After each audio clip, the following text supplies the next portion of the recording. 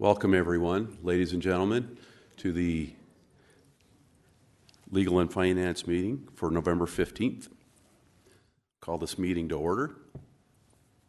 First order of business is roll call and determination of quorum. Here.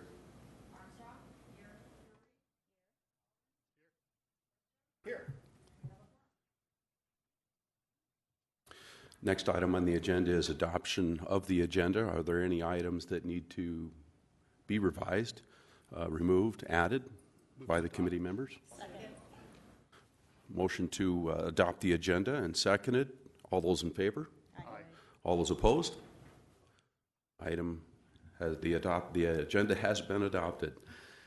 The next item is general public comment. I do not have any requests to speak. Is there anyone in the audience that would like to speak on any item not on the agenda? It appears there are none. Close public comment. The next item is the consent items of the agenda.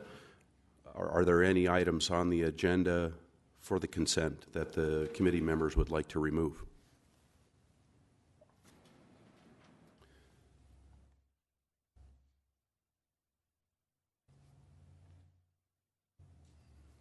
Mr. Solomon.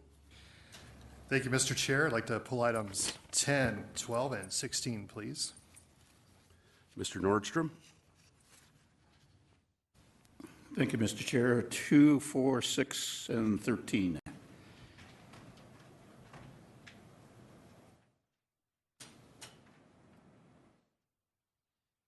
Okay. On the balance of the consent items, excluding 2, 4, 6, 10, 12, 13, and 16, do we have a motion? Move to approve. Has been approved and seconded. All those in favor? Aye. Any opposed?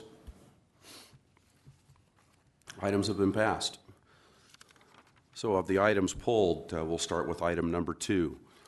Acknowledge the following volunteers for workers' compensation purposes.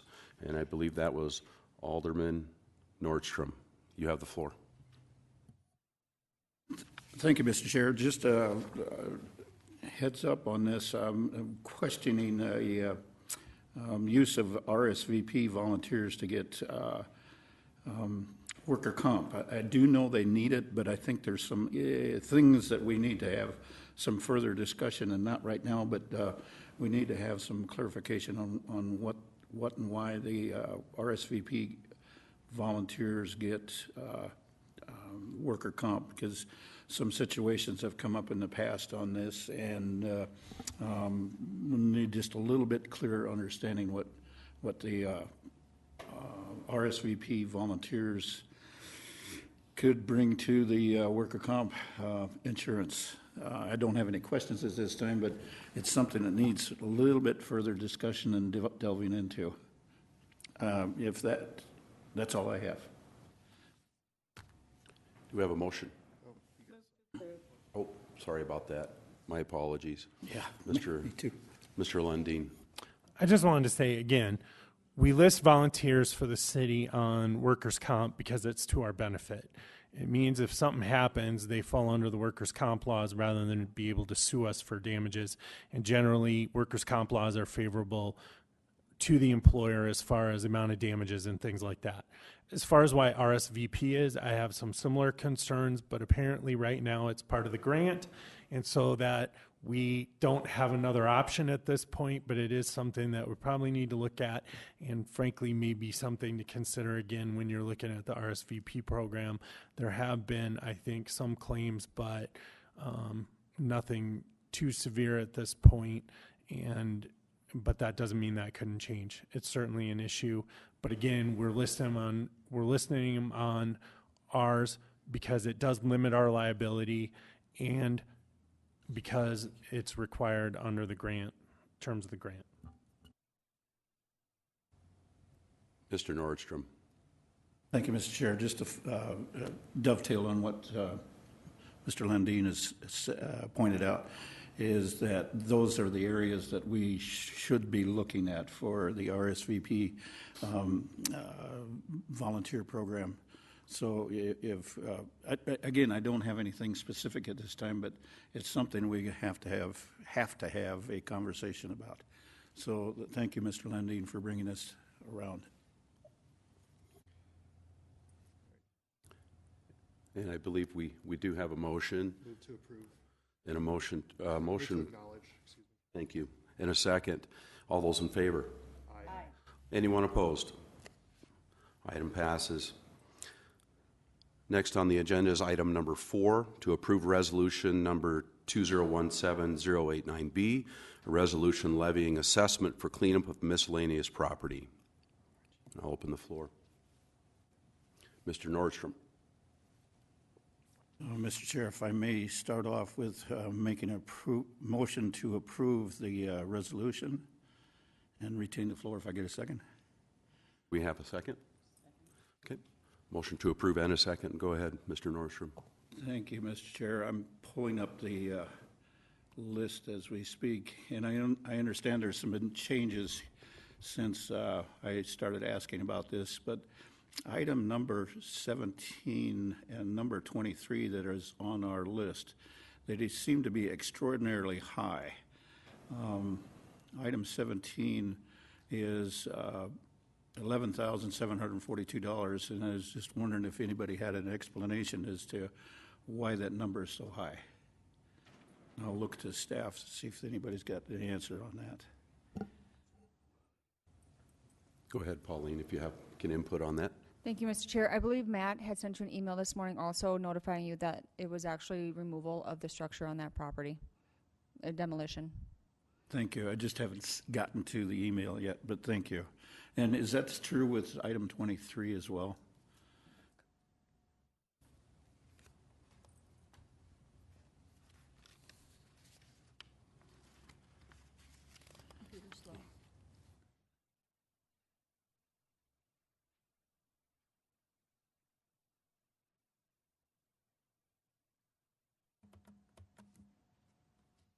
And while the finance officer is looking up on this, one of the other reports that I really appreciate getting, and I don't know that I got it this time around, is the cleanup properties that are frequent flyers, because we have a number of them just about every month that are more than one-time use. But it looks like this time around, it's only primarily one-time use. Go ahead. There's 2 sections on here that, or 2 owners are actually listed twice. So there's, because of repeat offenders just on this list. The amount on 23 is just a little over $1,000. Well, it would have been $1,000 before our admin, and then deduct the $100, so it would have been $900. My gut says that is not a demolition. More than likely, there was a tree that had to be removed or something bigger that had to be removed from the property. I'm sure if we asked Matt, he could have something for us by the council meeting, though. Monday, that'd be great. I appreciate the clarification, and I'll yield the floor. Okay, we do have a motion and a second on the item. All those in favor? Aye. Anyone opposed? Item passes. Next item on the agenda is item number 6, authorizing mayor and the finance officer to sign the FY 2016 Community Development Block Grant Contract with Black Hills Habitat for Humanity. Mr. Nordstrom. Thank you, Mr. Chair. As I'm pulling up the information on the link here, I believe this has to do with Garfield project. Barb, is that correct? Okay. And this is one of those projects that I feel like it is a very definition of what affordable housing is, and moving forward on projects like this. So this is a good thing to see happening. I apologize if I didn't make the motion. I meant to make the motion to approve, but I guess since I've spoken, I'll yield.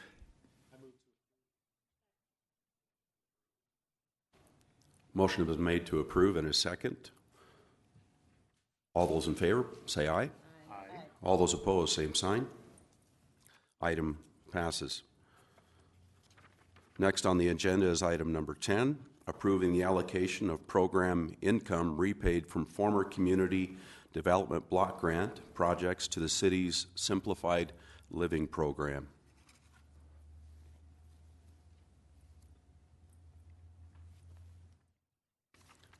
Anyone, a motion? Do we have a motion for the item? Mr. Nordstrom. Mr. Chair, if I may do that, is make the motion to approve, and I believe Mr. Solomon's got some comments on this too, but that's my motion, is to approve. We have a second? Second. And we have a second. If I may hold the chair, Oh. Mr. Chair. This appears to be a very good investment, and really can wholeheartedly support this project. And everything that's involved with the CDBG that's coming forward out of that. If I can ask Barb Garcia a real short question, I think you know what's coming, Barb. The timing and the applications that are coming forward, are we getting them in a timely fashion now?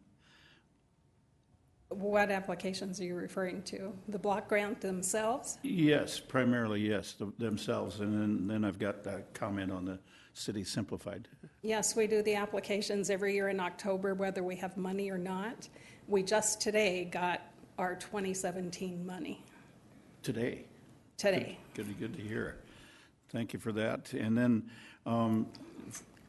are you familiar with urban renewal planning, Barb? Are you familiar with that at all? A little bit. This is an area where this type of project is very good for, in my opinion, is very good for urban renewal. So it kind of sets up a seed money project, and this turns into a revolving fund. Am I reading that correctly? Correct.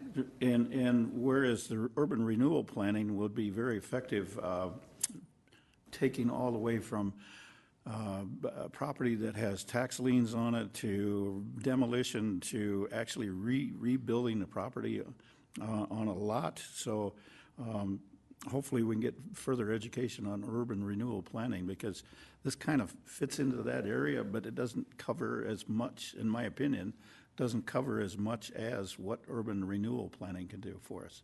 So unless you've got some other add-on or addendums, I believe the attorney's office is working on some information about urban renewal that she will be bringing to council once she gets that prepared.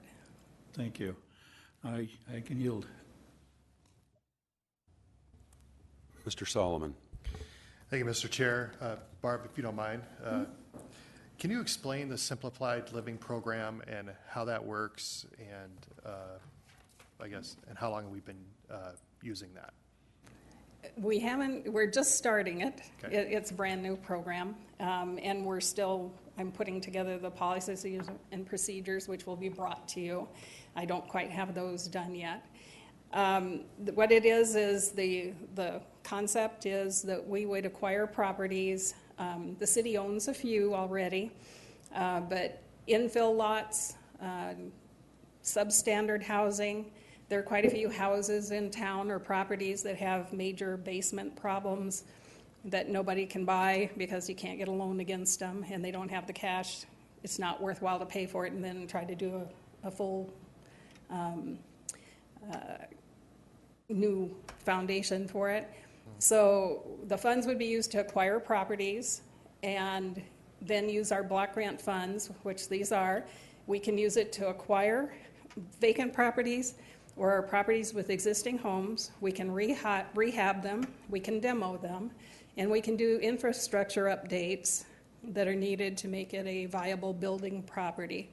Our thought is then, once we get them to that point, we would put out an RFP for an owner, whether it's a nonprofit or a for-profit, to take ownership of it, construct units, and we're looking for rental units. So that's what we would be advertising it for, is somebody to build and put rental units on it. We would hope that if we tore down a single-family house, we might be able to do in proper zoning and areas, maybe a duplex of smaller square footages, so that we are actually increasing our housing stock rather than just a straight replacement of it. It won't always work that way that we'll be able to do it, but that's what we would be looking at properties specifically to try to see if we couldn't expand on our housing. And whoever took them over would be owning and managing the properties as well as constructing. However, we would have a 20-year recovery and requirement that they rent out those units to our low income between 50 and 70% of median income. For-profit guys can easily, on their lower end, they can reach some of those people that are up at the higher points, the 75% or 70% of median and 80% in the units that are out there. But the group that we're trying to do is the next group down, that are minimum wage workers, Social Security and disability incomes that are more fixed, and they need those lower rents. By the city providing and acquiring with block grant funds, we can do that as a soft second that is forgiven after 20 years, 0% interest, but they need to maintain and provide it to low-income people. If they decided they didn't want to do that anymore, at that time they try to change it or sell it, then we would be expected to get back whatever our block grant fund investment is. And that's where we would create the revolving loan pool that we would then continue to use it to acquire more properties. Of the CDBG funds that are used for this, what's the percentage of the allocation that goes towards this program? Or is that going to change from year to year, or do you have a set amount that you're looking to target? The way the block grant funds are, 20% off of the top is for administration. So the city takes that for our office for administration. 15% may be used for public services. It doesn't have to be, but we are allowed to use 15% for public services, which are direct services such as counseling, medications, things like that, directly to clients. The remainder of the funding can be used for housing, economic development, or public facilities and improvements. Okay. And I do like that we're going to work on some infill development, obviously rehabbing some of these homes, helping with the affordability of that. I just saw that on here, and I was like, well, I need to know a little bit more about this simplified living program. So thanks for answering my questions. I yield. Thank you.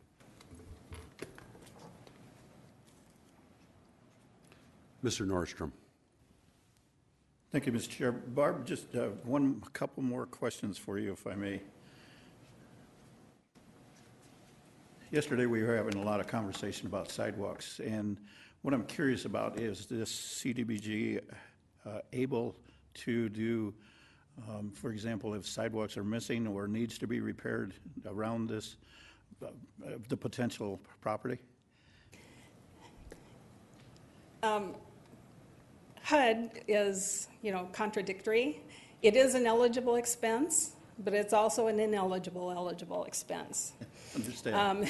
Sidewalks, number one, it can only be done when it benefits a low-income household. So I can't do sidewalks down in Robbinsdale because it's not a low-income census tract, so I can't prove the national objective of low income. I can do it on an individual house that is sold to a low-income person. However, sidewalks are only allowed if they are done in conjunction with another eligible project. So I can do the sidewalk if I am tearing it up or, we're doing damage to one to put in the water and sewer lines. If I'm doing something else, then I can fix and repair it as part of that project. But to just go in and just do the sidewalk by itself, technically, no. Thank you, Barb. You'll yield. Very good. I believe that's it. We do have a motion to approve and a second. All those in favor say aye. Aye. All those opposed, same sign. Item passes. Next item pulled from the consent calendar was item number 12, authorizing the mayor and finance officer to sign agreement between Local 1031, Council 65, American Federation of State, County, and Municipal Employees, AFL-CIO, and the City of Rapid City for the period of January 1st, 2018 through December 31st, 2019, which is a correction to how it is listed on the agenda through 2020. That is correct to be changed to 2019. We have a motion to approve. Mr. Solomon. Thank you, Mr. Chair. That was actually just what I wanted to verify with Pauline, was that that date is through December 31st, 2019, as opposed to 2020, as written on the agenda. That is what the intent was supposed to be, but perhaps Joel could. All right. Joel, just want to make sure that we have this date range right on this agreement. The date on the cover is not correct. If you look at the back, it says 2 years. We're getting that updated, and the correct version will be, there was another date we discovered that needed to be changed to. We've been in contact with the union. They're going to sign a corrected one, so. Okay. Will it be in time for Monday night? Yeah, it'll Okay. be All ready. right. We'll So 2 figure years, that so out. it actually ends, just to be clear, it would end December 31st, 2019. Yes. Okay. That's all I have. Thank you. Very good. We have a motion and a second. All those in favor say aye. Aye. All those opposed, same sign. Motion passes. Next item pulled from the consent calendar is item number 13, authorizing mayor and finance officer to sign a final contract for private development tax increment district number 54 between DTH LLC and the City of Rapid City.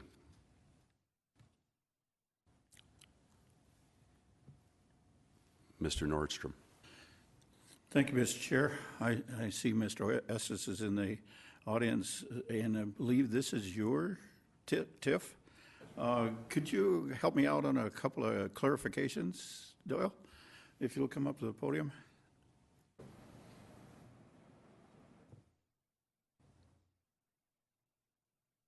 I'll ask the easy one first. It's very close to or involves Vicky Powers Park. Yes. Very good. And then the other question I have is a little bit more complicated. It has to do with, I believe it's called Sagewood Road or Sagewood Drive, the street that goes up there, up to the water tower. Yes.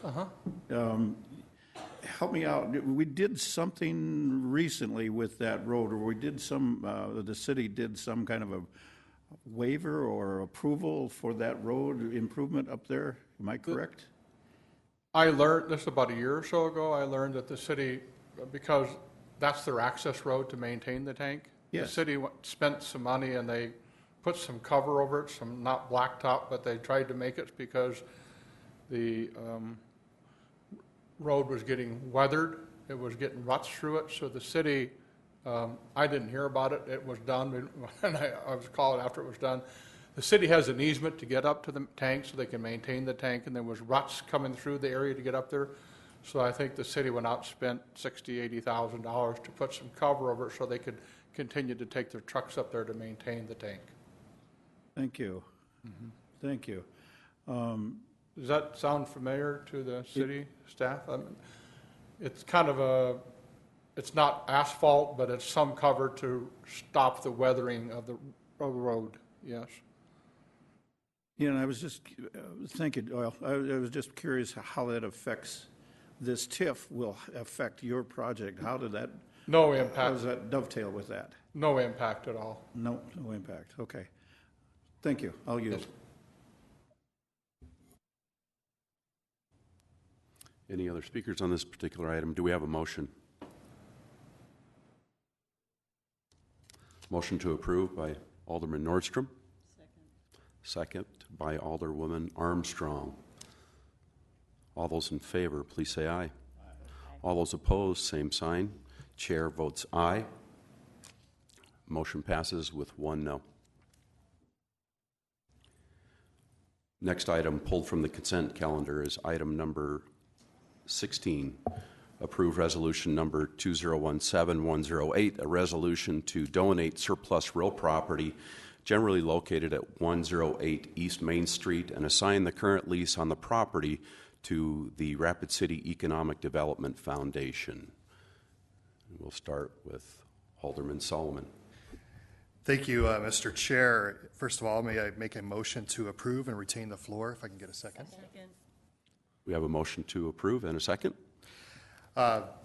So, just a few comments. I think this is a tremendous opportunity for the city of Rapid City to partner with economic development and help spur new job growth and creation in our community. It's rare that from the council that we actually get to participate in something like this, but by partnering with this organization and working to bring this innovation center to life, we are actually making it a reality. So this is a big, big deal. This is a game changer for Rapid City, and I think in 10 or 20 years, you all are going to be very proud that you were a part of this particular project.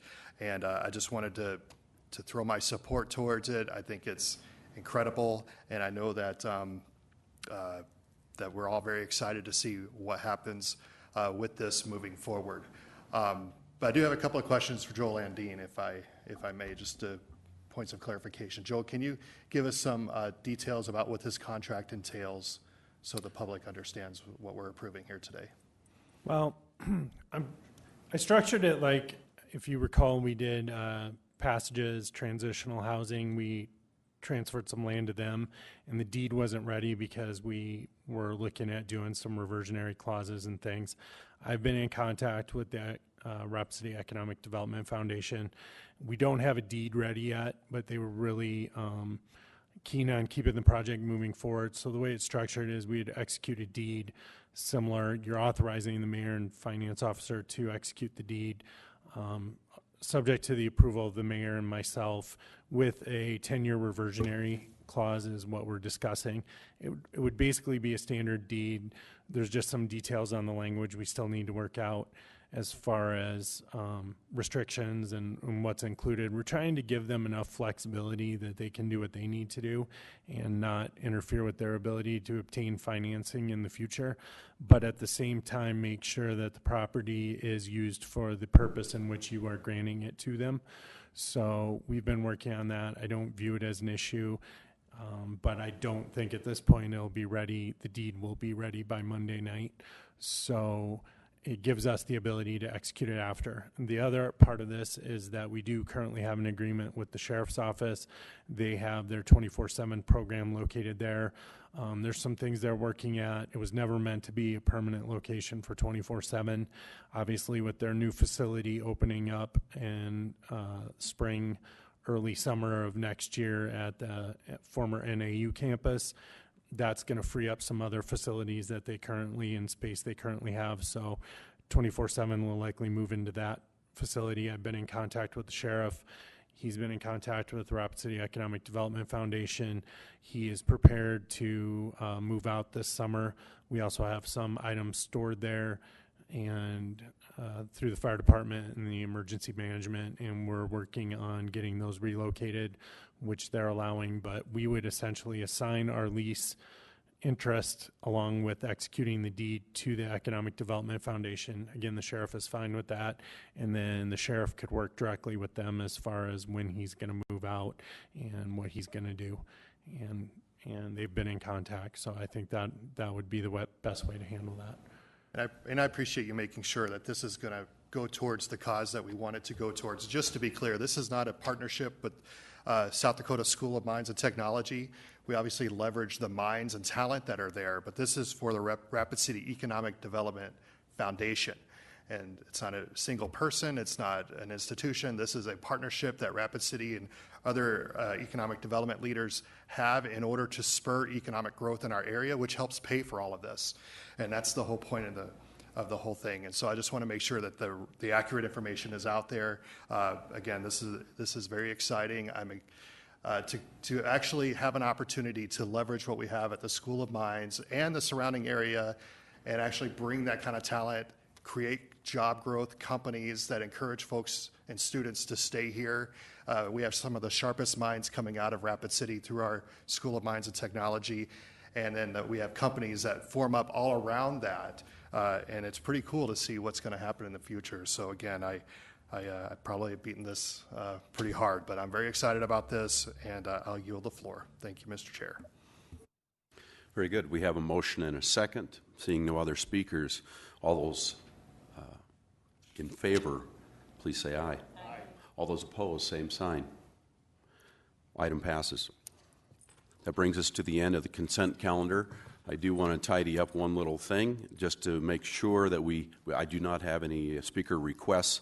I did not open public comment for the consent items, so I would like to do that now. Is there anybody in the audience who would like to speak on any item on the consent calendar?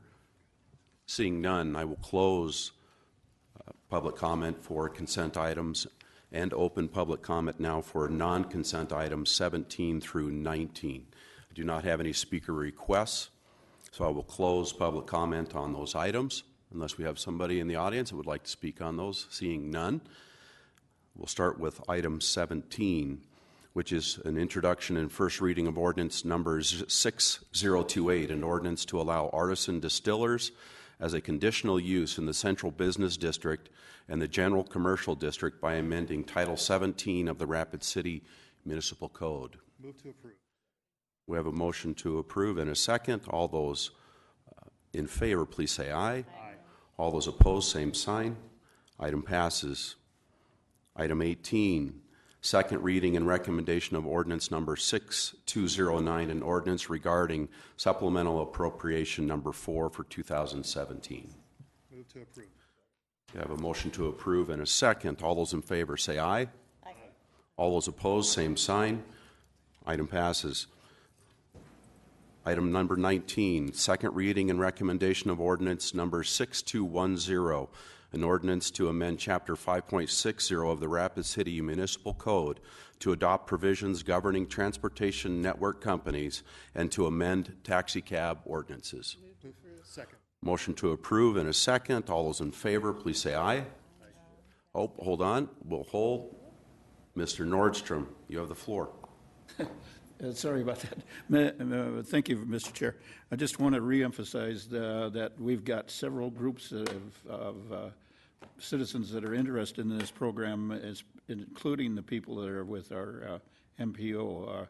The long-range planning is very excited about seeing this come on board, and our consultant that's helping us out with the transportation feasibility study is also taking a keen interest in this, and we may see something coming forward on this MPO results, probably by next spring, something like that. So this is an ingredient that's definitely needed in it. Thank you. Yield the floor. Okay, I'll backpedal a little bit. Do we have a motion? Move to approve. We have a motion and a second. All those in favor, please say aye. Aye. All those opposed, same sign. Item passes. Move to adjourn. Second. We have a motion to adjourn and a second. All those in favor, please say aye. Aye. All those opposed, same sign. We are adjourned.